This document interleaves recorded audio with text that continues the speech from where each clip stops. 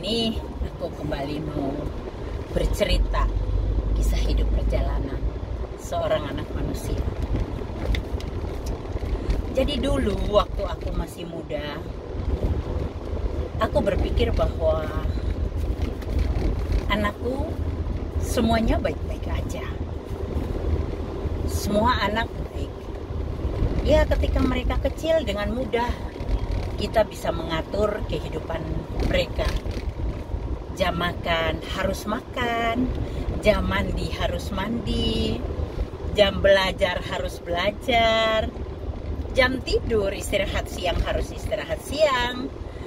Begitu juga jam tidur malam harus cepat tidur, jam bangun juga. Zaman dimana jam belajar itu semua kita orang tua, terutama ibu sebagai seorang ibu, kita yang mengaturnya. Jadi kepintaran anak, kadang kita pikir bahwa kepintaran anak, kesadaran dia tentang lingkungan itu adalah kehidupan sosial, itu adalah didikan seorang ibu. Benar juga, karena ibu sangat berperan untuk membentuk karakter seorang anak.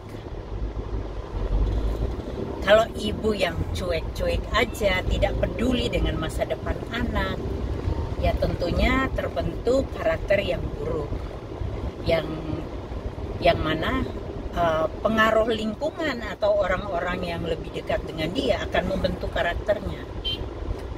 Beda dengan anak-anak yang dalam didikan ibu yang keras ya. Saya orangnya otoriter. Saya didik anak keras sekali karena didikan orang tua saya zaman dulu juga keras. Tapi saya bersyukur saya lahir dari keluarga yang mana mama saya seorang yang mendidik anak-anak. Mama papa saya saklek banget dalam mendidik anak-anaknya. Sehingga kita juga diajari untuk berkata jujur. Tidak katakan tidak, ya katakan iya. Jadi orang tua saya itu percaya dengan kata-kata anak-anaknya. Walaupun kita keluar dari rumah, jauh dari rumah, ketika ditanya kita akan jujur berkata. Tapi di dalam keluarga kita, tentunya pasti dari sekian banyak anak. Kebetulan saya keluarga besar ya. Saya keluarga besar, anaknya banyak. Saya bersaudara 11 orang, kayak terwelu, kelinci. Banyak sekali anak. Tapi saya bersyukur karena saya anak kesayangan papa saya. Saya bangga menjadi anak kesayangan papa saya. Di antara sekian banyak anaknya, saya menjadi anak kesayangan. Dan saya percaya bahwa itu pun mempengaruhi saya menjadi anak yang percaya bahwa Allah Bapa Surgawi lebih mengasihi saya dibandingkan Bapak jasmani saya. Bapak jasmani saya saja begitu sayang sama aku diprioritaskan, apalagi Bapak Surgawi. Bapak Surgawi tentu lebih lagi kepada saya. Dan saya bersyukur ada lahir dari keluarga itu. Saya tidak usah sebut marganya karena nanti ada resis lagi.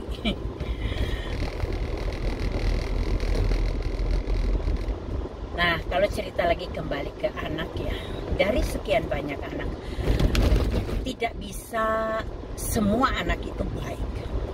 Pasti ada salah satu di antara anak-anaknya yang sikapnya buruk. Pasti. Kalau orang suka bilang, ada dulu suka saya dengar orang bilang gini, alah kalau kedondong itu kalau dalam satu rangkaian buah kedondong itu nggak mungkin sama besarnya, nggak mungkin sama mulusnya, pasti ada yang salah. Ada salah satu yang kecil, ada yang bahkan ada tempelan flek-flek coklat gitu di kulitnya, tidak semulus yang lain. Demikian juga dengan anak, katanya gitu. Jadi ya wajarlah kalau begitu ya. Manusia hidup itu pasti ada baik dan ada buruknya. Tidak mungkin baik semua. Kita semua manusia juga tidak mungkin kita tuh jadi orang yang paling baik. Semua manusia punya kelebihan dan pasti punya kekurangan. Mau ngomong-ngomong kalau anak ya, anak itu apalagi kalau sudah menikah. Kalau sudah menikah tentu ada pengaruh dari pasangannya. Sedikit banyaknya pasti ada pengaruh dari pasangannya. Sehingga banyak sekali keluarga yang mengalami hubungan yang buruk antara orang tua dengan anak. Kalau kita lihat berita-berita di media sosial, ada anak yang menggugat orang tuanya soal warisan. Wow. Orang tuanya masih hidup loh. Orang tua masih hidup. Anaknya sudah nuntut hak warisan. Wedan tenan. Saya tuh dengan logika saya berpikir begini loh. Soal warisan itu kan namanya juga warisan. Warisan itu ketika kedua orang tua sudah meninggal. Kalau salah satu pihak saja baru meninggal, misalnya bapaknya atau ibunya yang meninggal duluan, maka hak seluruhnya kan masih merupakan hak orang tua yang masih hidup. Makanya Singapura beberapa tahun lalu Perdana Menterinya Lee Kuan Yew merubah aturan atau hukum yang undang-undang yang ada di Singapura, bahwa orang tua itu meninggalkan warisan ketika sudah meninggal dua-duanya. Anak tidak boleh berhak. Jadi saya pikir benar juga ya. Kalau semua orang tuh sadar ya, gak usah nuntut warisan, kamu harus kerja untuk mendapatkan itu. Jangan menuntut warisan. Warisan tuh bukan haknya anak. Kalau orang tua masih hidup, itu merupakan haknya orang tua lah. Ada yang di Jawa Timur anak mengambil monopoli semua harta orang tuanya tengkleler jadinya. Ini sama ceritanya yang di Singapura. Singapura kan ibunya meninggal duluan. Dia punya anak satu. Terus bapaknya pikir ya sudah anaknya baik-baik aja kok, gitu, bisa anak sama menantunya, anaknya laki sih, bisa ngurusi dia, sehingga dia menyerahkan seluruh warisannya ke anaknya, anak sama menantunya. Dan apa yang terjadi?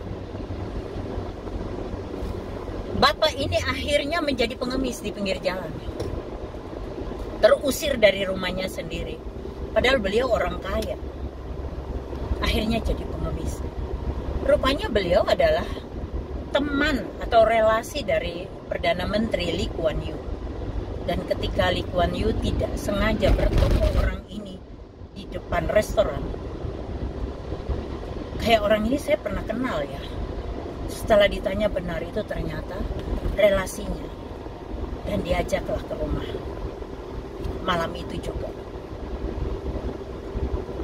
Seluruh harta harus dikembalikan pada orang tuanya, kembalikan haknya. Mungkin Indonesia juga perlu mengeluarkan satu undang-undang baru kali ya untuk soal warisan, supaya tidak terjadi hal-hal yang seperti begini. Jadi benar-benar orang tua tuh sudah meninggal barulah boleh membagikan hak warisan. Kalau menurut saya, selagi masih hidup, orang tua masih hidup, bagusnya ke notaris buat warisan, surat wasiat. Jadi ketika meninggal itu sudah tertata secara hukum, pembagiannya ke si A, B, C, D, E, F, G. Kalau anaknya banyak, itu ke siapa, dapat berapa bagian. Jadi tidak menuntut seperti, terutama kita yang tidak punya, kalau di Muslim tuh ada aturannya, tapi kan kita bukan orang Muslim ya. Dan itu juga, mereka juga kadang sering tidak berlaku adil, karena kalau yang serakah, yang tua yang lebih serakah, ya udah lebih banyak monopoli kan, banyak-banyak yang seperti begitu juga. Jadi intinya kalau warisan sih itu selalu menjadi problem. Sebaiknya orang tua ayo sadar supaya tidak menjadi masalah kelak untuk anak-anak kita semua, harus bikin wasiat. Mau ngasih atau tidak. Kalau anaknya jahat sama kamu, gak usah kasih. Biarin dia. Suruh kerja sendiri dan cari berkat sendiri. Gak usah kasih, gak perlu dikasih kalau anak kurang ajar sama orang tuanya.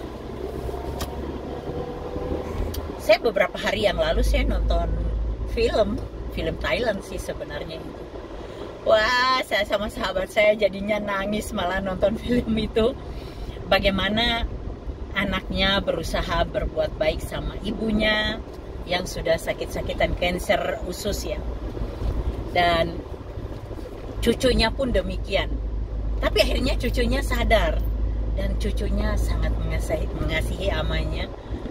Ama dirawat dengan baik sama dia, bahkan sampai meninggal ternyata amanya ada warisan untuk cucunya ini, dan uang itu dia pakai untuk pemakaman ama dengan sangat mewah, dengan dimana kuburan yang ama minta gitu, yang sangat besar nilainya ya, lokasi pemakamannya.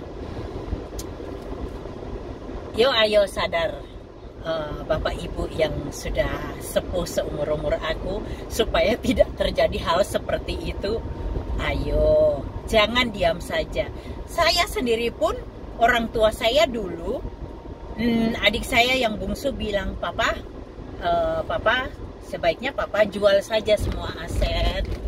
Papa depositokan, jadi Papa hidup dari bunga deposito aja, daripada nanti kelak jadi masalah nanti kalau Papa Mama sudah ndak ada. Tapi Papa bilang, kamu anak kecil tahu apa, kamu nggak ngerti, bilangnya gitu. Waktu itu saya juga masih usia sekitar 26 apa 27 gitu ya. Dengar aja, saya menyimak aja. Tapi benar loh, apa yang dipikirkan adik saya itu ternyata kejadian. Begitu kedua orang tua meninggal, kakak-kakak saya yang besar monopoli, padahal mereka sudah dapat bagiannya. Toh mereka masih mengambil hak adik-adiknya. Ya itulah keserakahan ya. Tapi jangan rebutan warisan, karena hidupnya tidak diberkati. Bener loh, warisan itu bahaya loh. Warisan tuh bahaya. Kalau kita bukan hak kita, kita nekat, itu akan menjadi bumerang buat kita. Bukan cuma sakit penyakit loh. Segala macam problem akan datang dalam hidup.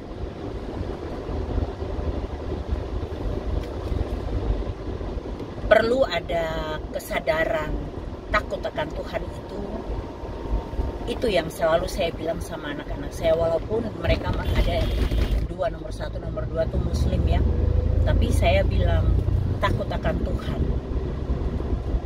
akan menjamin hidupmu ke depan. Jangan melakukan hal-hal yang buruk dalam hidupmu. Problem ya ternyata.